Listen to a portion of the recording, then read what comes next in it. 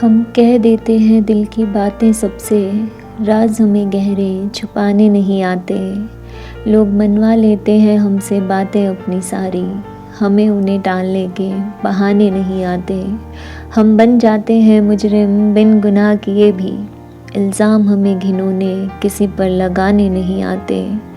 लोग कह देते हैं हमें मतलबी, एहसान हमें अपने गिनवाने नहीं आते। और जो नापसंद है हमें हम कह देते हैं मुंह पर ही, झूठी तारीफ़ों के फूल हमें बरसाने नहीं आते।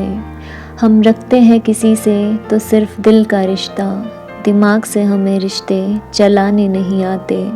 हम लाख बुरे बने नज़रों में किसी की, हमें फ़र्क नहीं पड़ता, अच्छे बनने के हमें दिखावे नहीं आते। और जिन्हें गवारा नहीं हमसे अपनापन रखना, वो रिश्ता तोड़ दे हमसे, क्योंकि हमें भी एक तरफ़ा रिश्ते निभाने नहीं आते।